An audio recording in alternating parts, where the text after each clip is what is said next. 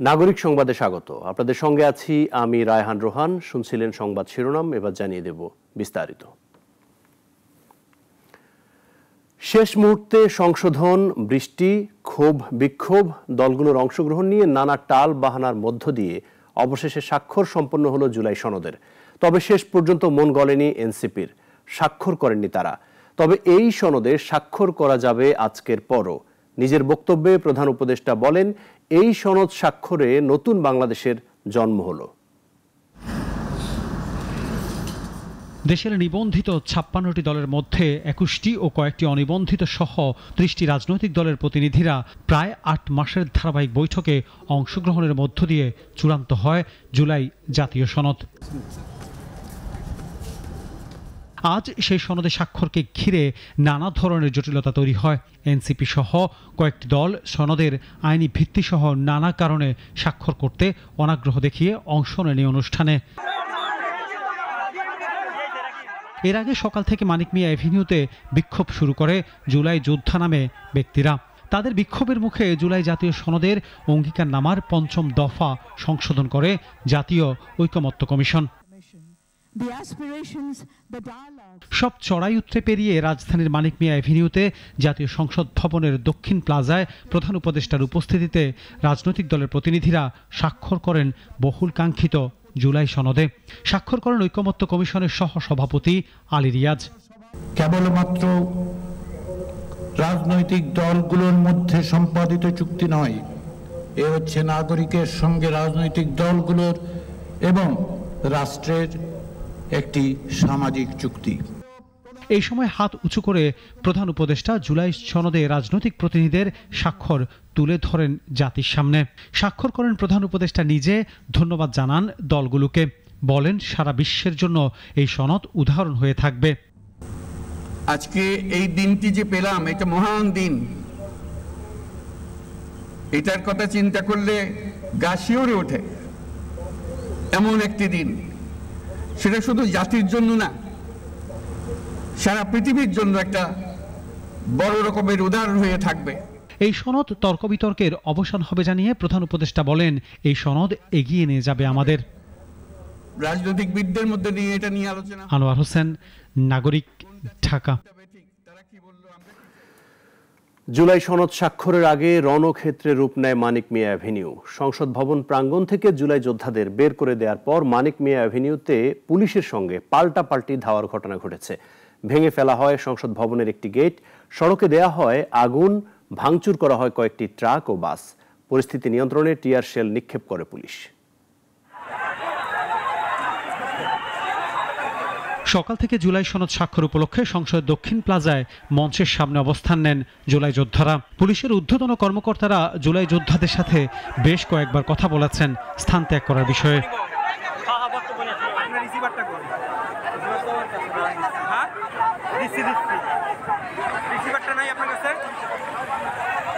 জুলাই যোদ্ধাদের দাবি, জুলাই সনদে জুলাই যোদ্ধাদের স্বীকৃতি দিতে হবে। জুলাইয়ে শহীদ ও আহতদের মৌলিক অধিকার নিশ্চিত করতে হবে। সুরক্ষা আইন ও তাদের দায় মুক্তি নিশ্চিত করতে হবে। এই ইন্টারিয়াম সরকারের সামনে আমরা রাস্তায় দাবি চাইতে চাইতে মারা যাব, আমরা রাজপথ থেকে সরব না। এরপর বেলা ১১টার পর পুলিশ জুলাই যোদ্ধাদের জুলাই সনদ স্বাক্ষর অনুষ্ঠান প্রাঙ্গণ থেকে বের করে দিতে শুরু করে। জুলাই যোদ্ধারা সংসদ প্রাঙ্গণ থেকে বের হলে মানিক মিয়া এভিনিউতে পাল্টাপাল্টি ধাওয়ার ঘটনা ঘটে। ভাঙচুর করা হয় কয়েকটি বাস ট্রাক। কেন আমরা কি কেন মারলো? পাল্টাপাল্টি এই ধাওয়ায় কয়েকজন পুলিশ ও জুলাই যোদ্ধা আহত হয়েছেন বলে প্রাথমিকভাবে জানা গেছে।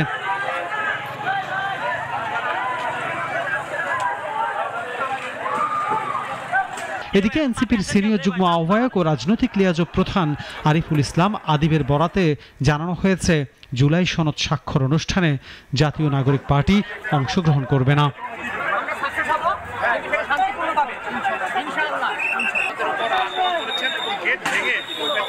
আনোয়ার হোসেন, নাগরিক, ঢাকা। রাজনৈতিক মতবিরোধের মধ্যে স্বাক্ষর হচ্ছে জুলাই সনদ। রাষ্ট্রের গুরুত্বপূর্ণ ৬টি ক্ষেত্রে ৮৪টি সংস্কার প্রস্তাব নিয়ে তৈরি হয়েছে এই সনদ। তবে 4টি বাম দল সহ জামায়াত ও এনসিপি সই করছে না এই সনদে। বিশেষজ্ঞরা বলছেন, কয়েকটি রাজনৈতিক দল মুখ ফিরিয়ে নেয়ায় রং হারাবে না এই সনদ। তবে ভিত্তি নিয়ে প্রশ্ন তাদের। সাধারণ মানুষ বলছেন, দেশের স্বার্থে সব দলের সই করা উচিত। অনিল রনির রিপোর্ট। দীর্ঘ আলাপ আলোচনা মতবিনিময় শেষে বিকালে সই হতে যাচ্ছে বহুল কাঙ্ক্ষিত জুলাই সনদ। তবে সই নিয়ে তৈরি হয়েছে রাজনৈতিক টানাপোড়েন। দলগুলো একাধিকবার ঐক্যমত্য কমিশনের সাথে বৈঠক করলেও এক হতে পারেননি অনেক বিষয়ে। মতাদর্শের কারণে স্বাক্ষর করছে না বাম দলগুলো। এনসিপি জামায়াত বলছে দরকার আইনি ভিত্তি। সংবিধান পরিবর্তন থেকে শুরু করে নির্বাচন ব্যবস্থা, বিচার বিভাগ, জনপ্রশাসন ও দুর্নীতি দমন কমিশন সহ রাষ্ট্রের গুরুত্বপূর্ণ 6টি ক্ষেত্রে মোট 84টি সংস্কার প্রস্তাব নিয়ে তৈরি এ সনদ। তবে বিশেষজ্ঞরা বলছেন, এ সনদে বাদ দেওয়া হয়েছে রাষ্ট্রের মূল 4টি নীতি। সুতরাং এ অনৈতিক অরাজনৈতিক সনদের ভিত্তি নিয়ে প্রশ্ন তাদের। এনসিপি দলীয় স্বার্থ 100% পূরণ না করার জন্য তারা বলেছে তারা সনদে সই করবে না।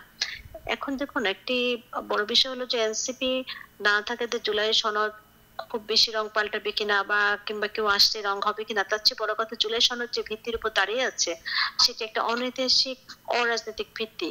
কিছু বিষয় দ্বিমত থাকলেও নির্বাচন ও ক্ষমতার স্বার্থে বিএনপি এ সনদে স্বাক্ষর করছে বলেও জানান এ বিশ্লেষক। বিএনপি তার জায়গা থেকে আমি মনে করি সরে যাচ্ছে, এবং সেটার কারণ হলো বিএনপি যে কোনো ভাবে হয়তো ক্ষমতা যেতে চায়।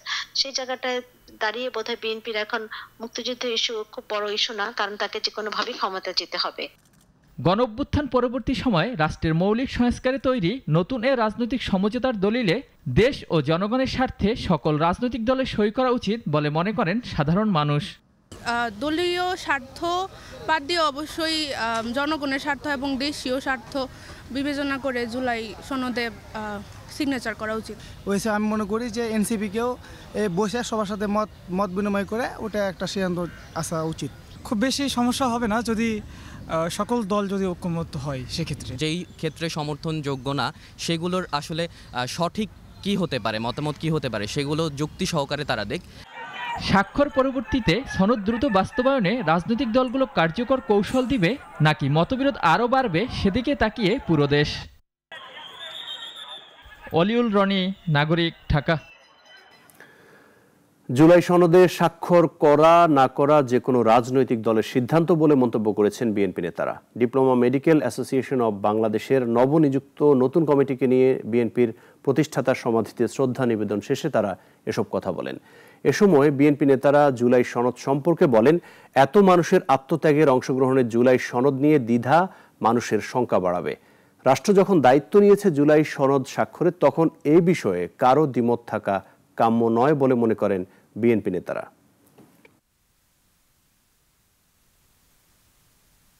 রাজনৈতিক দল হিসাবে ওনারা যে কোনো সিদ্ধান্ত নিতে পারে। এতগুলো মানুষের এক্সারসাইজ, এত মানুষের শাহাদত বরণ, এত মানুষের রক্তপাত, এত মানুষের পঙ্গুত্ব বরণ, আমরা কি এত সহজেই ভুলে যাব? আমরা যদি এত সহজেই ভুলে যাই তাহলে জাতি হিসাবে সত্যিকার অর্থে পৃথিবীর মানচিত্রে বাংলাদেশের অস্তিত্ব প্রশ্নবিদ্ধ হয়ে যাবে। বাজারে উঠতে শুরু করেছে শীতকালীন শাকসবজি, তবে এখনো বেড়েই চলেছে দাম। তার সঙ্গে পাল্লা দিচ্ছে মাছের দর। এদিকে মুরগি আগের দামে বিক্রি হলেও আরও বেড়ে গেছে ডিমের দাম। সাধারণ ক্রেতার কষ্টে যেন যোগ হয়েছে নতুন চাপ। রাজধানীর প্রায় সব জায়গাতেই এখনো যেন সবজির দাম হাতছাড়া। 1 কেজি কাঁচামরিচ বিক্রি হচ্ছে 200 টাকায়, টমেটো 140, করলা ও পটল 100 টাকায়, এমনকি বেগুনের দামও ছুঁয়েছে 3 অঙ্কে। ক্রেতাদের অভিযোগ, সিন্ডিকেট আর মধ্যস্বত্বভোগীদের কারসাজিতেই বাজার নিয়ন্ত্রণের বাইরে চলে গেছে। সবজির দাম বেশি হওয়ার কারণ হলো এখন তো সবজির সিজনি, শীতকাল আসতেছে, কিন্তু এটা মাঠ পর্যায়ে কৃষকেরা পায় না। এই মধ্যস্বত্বভোগীরা এরা এটাই করে, ঢাকায় এসে দাম 3-4 গুণ বেড়ে যায়। এইগুলোর দাম কমতে হবে, আদারওয়াইজ আমরা কিনে খেতে পারবো না। মানুষের ক্রয় ক্ষমতার বাইরে চলে যাচ্ছে দিন দিন।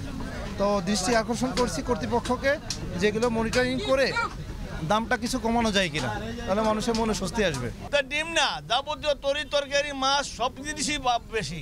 মানুষ কিভাবে চলবো আর কিভাবে খাবো আমি বুঝতে পারতারি না। সরকার কি এগুলো চলে দেয় না? তবে বিক্রেতারা বলছেন লাগাতার বৃষ্টিতে ফসল তোলায় ব্যাঘাত ঘটেছে, যার দরুন সরবরাহ কমে গেছে, যা দাম বাড়ার অন্যতম কারণ। এইসব দামই বর্তমানে চলতেছে, মালের দাম কমবো আগামীতে, মানে মালের সিজন আইতেছে, সামনে কমবো। এখন আমদানি কম, বৃষ্টি বাদলে মাল নষ্ট হয়ে গেছে, এজন্য দাম বেশি। সবজির সঙ্গে পাল্লা দিয়ে বেড়েছে ডিমের দামও, তবে অপরিবর্তিত রয়েছে মুরগির দাম। সপ্তাহের ব্যবধানে ডজন প্রতি 20 টাকা পর্যন্ত বেড়ে খুচরায় বিক্রি হচ্ছে 140 থেকে 145 টাকায়। আগে তো 140 ছিল, সেখান থেকে 150-45 হয়েছে। মনে হয় ডিমের দাম সাপ্লাই কম, এই জন্য দাম বাড়তি। ডিমের বাজার আংশিকভাবে এখন বাড়ছে, এটা সত্য যে পাইকারিতে মোটামুটি পার পিসে প্রায় 50-60 পয়সা বেড়ে গেছে, ডজন প্রতি প্রায় 8-10 টাকা বেড়ে গেছে। আমাদের কাছে কিছুটা ক্রাইসিস দেখা যায়, যে যতটুকু ডিম চাচ্ছি ওই ততটা দিচ্ছে না, যতটুকু লাগতেছে দিচ্ছে না, এরকম আর কি। খামারি বা আড়তদার উভয়ের দাবি, খাদ্যের মূল্যবৃদ্ধি ও পরিবহন খরচ বাড়ায় উৎপাদন ব্যয় বেড়েছে, তাই দাম বাড়ানো বাধ্যতামূলক হয়েছে। দাম বেড়েছে নিত্যপণ্যের, অথচ আয় বাড়েনি মধ্যবিত্তের। জীবনযুদ্ধের এই সমীকরণেই আজ সবচেয়ে বেশি ক্ষতিগ্রস্ত সাধারণ মানুষ। মুনিয়া চৌধুরী, নাগরিক, ঢাকা। রাজশাহী বিশ্ববিদ্যালয় কেন্দ্রীয় ছাত্র সংসদ নির্বাচনে 23টি পদের মধ্যে 20টিতেই জয় পেয়েছে বাংলাদেশ ইসলামী ছাত্র শিবির সমর্থিত সম্মিলিত শিক্ষার্থী জোট প্যানেল। বাকি 3টি পদে জয়ী হয়েছেন স্বতন্ত্র প্রার্থী সালাউদ্দিন আম্মার জিএস, ক্রীড়া সম্পাদক পদে নার্গিস আক্তার এবং বিজ্ঞান বিষয়ক সম্পাদক পদে তোফায়েল আহমেদ তোহা। শাখাওয়াত হোসেনের রিপোর্ট, জানাচ্ছেন সিরাজুল মুনির শুভ। সকাল 8:30টায় বিশ্ববিদ্যালয়ের কাজী নজরুল ইসলাম মিলনায়তনে প্রধান রিটার্নিং কর্মকর্তা অধ্যাপক সেতাউর রহমান রাকসু নির্বাচনের ফলাফল ঘোষণা করেন। শীর্ষ 3 পদে প্রতিদ্বন্দ্বিতা গড়তে না পেরে ভরাডুবি হয়েছে জাতীয়তাবাদী ছাত্র দলের। দীর্ঘ 34 বছর পর অনুষ্ঠিত এই নির্বাচনে সহসভাপতি পদে সম্মিলিত শিক্ষার্থী জোটের মোস্তাকুর রহমান জাহিদ বিপুল ভোটে বিজয়ী হয়েছেন। তিনি পেয়েছেন 12,687 ভোট। নিকটতম প্রতিদ্বন্দ্বী ছাত্রদল সমর্থিত শেখ নুরউদ্দিন আবির পেয়েছেন মাত্র 3,397 ভোট। নানা জল্পনা কল্পনার পর রাকসু বানচালকারী গোষ্ঠীর অপতৎপরতার বিরুদ্ধে গিয়ে 4বার নির্বাচন পেছানোর পরেও আমরা আজকের এই দিনে নির্বাচনটা সম্পন্ন করতে পেরেছি আলহামদুলিল্লাহ। এজন্য আমরা আল্লাহর কাছে শুকরিয়া আদায় করি। আল্লাহ তাআলা আমাদের 35 বছরের অচল অবস্থা দূরীকরণে ভূমিকা রাখার তৌফিক দান করেছে আলহামদুলিল্লাহ। ভূমিধস বিজয় ছাত্র শিবির সমর্থিত সম্মিলিত শিক্ষার্থী জোটের 23টি পদের মধ্যে 20টিতেই জয় জয়কার তাদের। এর মধ্য দিয়ে রাজশাহী বিশ্ববিদ্যালয়ের শিক্ষার্থীরা পেল নতুন নেতৃত্ব। তো আমরা সবাই একসাথেই কাজ করতে চাই, আমাদের ভিতরে কোনো ধরনের সংশয় নাই। আমরা কোনো দলীয় পরিচয়ের বাইরে গিয়ে একসাথে ইনশাল্লাহ শুধুমাত্র একটাই পরিচয় হবে, রাজশাহী বিশ্ববিদ্যালয় কেন্দ্রীয় ছাত্র সংসদের ভিপি, রাজশাহী বিশ্ববিদ্যালয় কেন্দ্রীয় ছাত্র সংসদের জিএস, এজিএস এবং এর বাইরে কোনো পরিচয় ইনশাল্লাহ আমরা এই কাজগুলো হবে না। এদিকে ছাত্রদলের ভরাডুবি হলেও একমাত্র বিজয়ী হয়েছে তাদের প্যানেলের জাতীয় দলের খেলোয়াড় নার্গিস।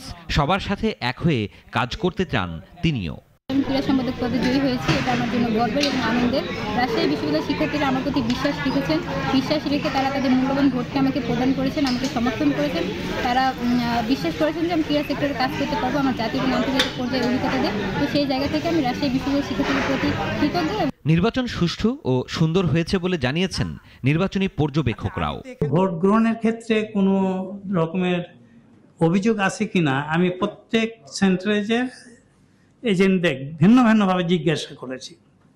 মানে ওখানে তো কোথাও 7 জন, কোথাও 8 জন এজেন্ট বসেছিল। আমি প্রত্যেককে জানতে চাইছি তোমার অভিমত কি। কেউ কোনো অভিযোগ আমাকে এই ব্যাপারে করেনি। ঘোষিত 6টি ছাত্রী হলের মধ্যে 5টি হলে জয় পেয়েছে শিবির সমর্থিত প্যানেল। হল সংসদেও শিবির সমর্থিত প্রার্থীদের বেছে নিয়েছেন অধিকাংশ শিক্ষার্থী। সিরাজুল মুনির শুভ, নাগরিক। কুড়িগ্রামের ভুরুঙ্গামারী উপজেলার সোনাহাট স্থলবন্দর সীমান্ত দিয়ে বাংলাদেশে পুশ ইনের সময় 11 রোহিঙ্গাকে আটক করেছে বিজিবি। ভোরে তাদের আটক করা হয়। আটককৃতদের মধ্যে নারী ও শিশু রয়েছে। বিজিবি জানিয়েছে খুটামারির খুটামারা সীমান্তের আন্তর্জাতিক সীমান্ত রেখা 1011 পিলার এলাকা দিয়ে বিএসএফ তাদের বাংলাদেশে পাঠায়। পরে তারা সোনাহাট স্থলবন্দর কচাকাটাগামী রাস্তায় অবস্থান নেয়। এ সময় সোনাহাট বিজিবি ক্যাম্পের টহল দল তাদের আটক করে। আটকদের সবাই রোহিঙ্গা বলে জানিয়েছে পুলিশ।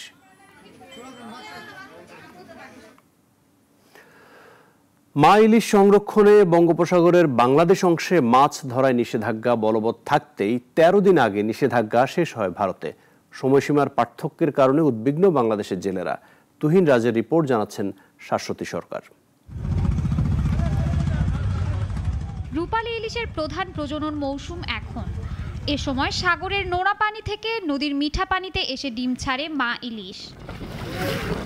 মা ইলিশ সংরক্ষণ ও ডিম ছাড়ার সুযোগ করে দিতে সাগর, নদী ও মোহনায় এখন জাল ফেলা নিষেধ। তবে একই সাগরে পাশাপাশি দুই দেশে মাছ ধরার নিষেধাজ্ঞা দুরকম। সাগরের বাংলাদেশে নিষেধাজ্ঞা ২২ দিন হলেও ভারতের পশ্চিমবঙ্গে এই নিষেধাজ্ঞা মাত্র ১১ দিনের। ফলে দেশে নিষেধাজ্ঞা থাকার ১৩ দিন আগেই মাছ ধরা শুরু করেন ভারতের জেলেরা। বাংলাদেশের জেলেদের দাবি, ভারত ও মিয়ানমারের জেলেদের বাংলাদেশের জলসীমায় ঢুকে মাছ ধরার ঘটনা নতুন নয়। তাই নিষেধাজ্ঞার সময় সীমানা রক্ষায় কোস্টগার্ড ও নৌবাহিনীর কঠোর নজরদারি থাকা উচিত। আমাদের সীমানা ঢুকে তাদের মাছ নিয়ে যায়, আমাদের জেলেদের পাঠাইলে আমাদের ওই পরিমাণে মাছ আমরা পাই না। ইলিশ মাছ থেকে আমরা অনেক বঞ্চিত। আমাকে 22 দিন অবরোধ, আর ইন্ডিয়া হলো যে 11 দিন অবরোধ। এই 11 দিন আগে যে ইন্ডিয়ার জালিয়া যে না নামতে পারে, সরকারের দ্বারা আবেদন যে আর সরকারি লোক দিয়া যে এই ইন্ডিয়ার জালিয়া যে বাংলাদেশের ভিতরে এই যে মাছ না ধরতে পারে। বাংলাদেশের জলসীমায় কেউ অনুপ্রবেশ না করলে শঙ্কা নেই বলে জানিয়েছে মৎস্য বিভাগ। ইলিশের প্রধান প্রজননের ক্ষেত্র হচ্ছে বাংলাদেশ এবং 90% ইলিশ বিচরণ করে হচ্ছে আমাদের বাংলাদেশের মধ্যে। এই জন্য আমরা নিষেধাজ্ঞা একটু বেশি। এই আইন যারা অমান্য করবে সে দেশীয় জেলে হোক আর প্রতিবেশীদের জেলে হোক, সবাইকে আইনের আওতায় নিয়ে আসা হবে। বিশেষজ্ঞরা বলছেন, ইলিশ সংরক্ষণে দুই দেশের মধ্যে কূটনৈতিক সমন্বয় না হলে এক দেশের শিথিলতা অন্য দেশের জেলেদের ক্ষতির কারণ হতে পারে। আমাদের যে জেলেরা রয়েছে তারা কিন্তু সবসময় প্রায় অভিযোগ করে যে আসলে এই ভারতীয় জেলেরা বা আশেপাশে মায়ানমার থেকে যারা, তারা কিন্তু আসলে আমাদের সমুদ্র সীমায় মাছ ধরে। তো আমাদের যে আইন শৃঙ্খলা বাহিনী আছে তাদের উচিত হবে যে এটাকে আরো ভালো করে পাহারা দেওয়া, যাতে কিনা এটা করতে না পারে, এবং আন্তঃদেশীয় যে সমন্বয় এবং আশেপাশে যেসব এই দেশগুলো রয়েছে তাদের মধ্যে যদি একটা সমন্বয় সাধন করা যেত, তাহলে এই ব্যবস্থাপনাটা আরো ভালোভাবে করা সম্ভব। জেলেদের দীর্ঘদিনের দাবির পরিপ্রেক্ষিতে ভারতের সঙ্গে মিল রেখে বঙ্গোপসাগরে মাছ ধরায় ৫৮ দিনের নিষেধাজ্ঞা কার্যকর করার দাবি সংশ্লিষ্টদের। শাশ্বতী সরকার, নাগরিক। জানাবো দেশের বাইরের খবর। গাজার পর এবার ইউক্রেনের চোখ ট্রাম্পের।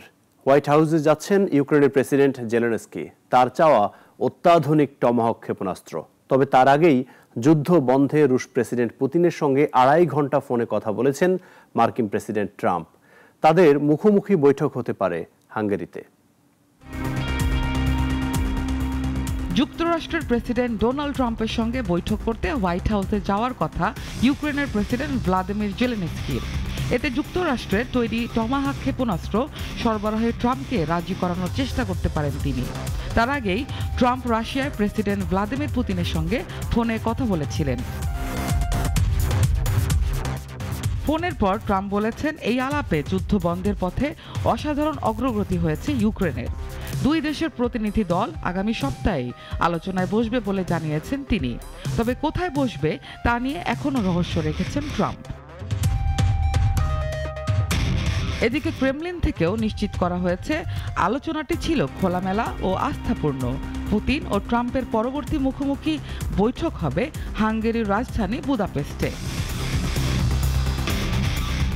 ফোনালাপের সময় ট্রাম্প ইউক্রেন যুদ্ধের পাশাপাশি যুক্তরাষ্ট্র রাশিয়া বাণিজ্য সম্পর্ক নিয়েও কথা বলেছেন। জানিয়েছেন, দুই দেশের উচ্চপদস্থ উপদেষ্টারা আগামী সপ্তাহে গোপন এক বৈঠকে বসবেন। সেখানে মার্কিন প্রতিনিধি দলের নেতৃত্বে থাকবেন পররাষ্ট্রমন্ত্রী মার্কো রুবিও। তবে ট্রাম্পের এই উদ্যোগের মধ্যেই উঠেছে বিতর্ক। যুক্তরাষ্ট্র ইউক্রেনকে টমাহক ক্ষেপণাস্ত্র সরবরাহ করবে কিনা তা নিয়ে এখনো অনিশ্চয়তা। ট্রাম্পের ভাষায় টমাহকের মজুদ শেষ করে ফেলবে না যুক্তরাষ্ট্র। এই বিষয়ে পুতিনের কড়া হুঁশিয়ারি। ইউক্রেনকে টমাহক সরবরাহ করলে মস্কো ওয়াশিংটন সম্পর্ক ভয়াবহভাবে ক্ষতিগ্রস্ত হবে। প্রসঙ্গত, অগাস্টের পর এটাই ট্রাম্প পুতিনের প্রথম ফোন আলাপ। এর আগে আলাস্কায় বৈঠকের পর ট্রাম্প বলেছিলেন কয়েকদিনের মধ্যেই তিনি যুদ্ধ থামিয়ে দেবেন, কিন্তু বাস্তবে যুদ্ধ থামানো তার অন্যতম বড় চ্যালেঞ্জে পরিণত হয়েছিল। বিশ্লেষকরা বলছেন ট্রাম্পের অবস্থান বদল এখন স্পষ্ট। একসময় কিয়েভকে ভূখণ্ড ছেড়ে শান্তি স্থাপনের পরামর্শ দেওয়া ট্রাম্প এখন বলছেন ইউক্রেন রাশিয়ার দখলে থাকা সব ভূখণ্ড পুনরুদ্ধার করতে পারবে, কারণ মস্কো আসলে এক কাগজে বাঘ। নাবিলা মারজুক, নাগরিক। রুশ তেল ইস্যুতে আবার ভারত মার্কিন কূটনৈতিক টানাপোড়েন। ডোনাল্ড ট্রাম্পের দাবি, ভারতের প্রধানমন্ত্রী নরেন্দ্র মোদী তাকে ফোনে আশ্বস্ত করেছেন ভারত রাশিয়া থেকে তেল কেনা বন্ধ করবে। তবে নয়াদিল্লি সেই দাবি সরাসরি অস্বীকার করেছে। দুই পরাশক্তির চাপে জটিল ভারসাম্যের খেলায় এখন ভারত। একদিকে যুক্তরাষ্ট্রের চাপ, অন্যদিকে রাশিয়ার সঙ্গে দীর্ঘমেয়াদী অর্থনৈতিক সম্পর্ক। এই দুয়ের টানাপোড়েনেই দাঁড়িয়ে ভারত। রাশিয়ার তেল সস্তা, তবে এর সঙ্গে যুক্ত আছে মার্কিন বিরক্তির ঝুঁকি। তবে অর্থনীতির সূত্র বলছে রাশিয়ার তেল ছাড়া চলতে পারবেন না মোদি। বুধবার হোয়াইট হাউসে মার্কিন প্রেসিডেন্ট ডোনাল্ড ট্রাম্প দাবি করেন, ভারতের প্রধানমন্ত্রী নরেন্দ্র মোদি ফোনে তাকে আশ্বস্ত করেছেন যে ভারত শিগগিরই রাশিয়া থেকে তেল আমদানি বন্ধ করবে। তবে পরদিনই নয়াদিল্লি সে দাবি উড়িয়ে দিয়েছে। ভারতের পররাষ্ট্র মন্ত্রণালয়ের মুখপাত্র রণধীর জয়সওয়াল বলেন, প্রধানমন্ত্রী মোদি ও প্রেসিডেন্ট ট্রাম্পের মধ্যে বুধবার কোনো কথাই হয়নি। এতেই আন্তর্জাতিক অঙ্গনে শুরু হয় কূটনৈতিক আলোড়ন। রাশিয়া থেকে সস্তায় তেল কিনে প্রতি বছর প্রায় $9 বিলিয়ন সাশ্রয় করছে ভারত। 2022 সালে ইউক্রেনের রুশ আগ্রাসনের পর থেকেই ভারত রুশ তেলের অন্যতম বড় ক্রেতা হয়ে উঠেছে। চীনের পর দ্বিতীয় স্থানে থাকা এই দেশ রাশিয়ার অর্থনীতিকে পশ্চিমা নিষেধাজ্ঞার মধ্যেও টিকিয়ে রাখছে। এই নিয়ে ক্ষুব্ধ যুক্তরাষ্ট্র ও তার মিত্ররা। ট্রাম্প প্রশাসন চাইছে ভারত যেন রাশিয়ার জ্বালানি বাজার থেকে সরে আসে। ওয়াশিংটন বলছে এভাবে ক্রেমলিনের উপর অর্থনৈতিক চাপ বাড়লেই থামবে ইউক্রেন যুদ্ধ। কিন্তু নয়াদিল্লির অবস্থান পরিষ্কার, তারা রুশ তেল কিনছে ভারতের মানুষের স্বার্থে, কোনো ভূ রাজনৈতিক কারণে নয়। এদিকে যুক্তরাজ্যও নতুন করে ভারতীয় কোম্পানি নায়রা এনার্জি লিমিটেডের ওপর নিষেধাজ্ঞা আরোপের ঘোষণা দিয়েছে। তাদের অভিযোগ, এই শোধনাগার রাশিয়া থেকে আমদানি করা তেল বিশ্ববাজারে সরবরাহ করছে। ইশরাত জাহান, নাগরিক। এখন এ পর্যন্তই। নাগরিকের খবর অন্যান্য আয়োজন দেখতে চোখ রাখুন আমাদের ওয়েবসাইট, ইউটিউব ও ফেসবুকে। সবাইকে ধন্যবাদ।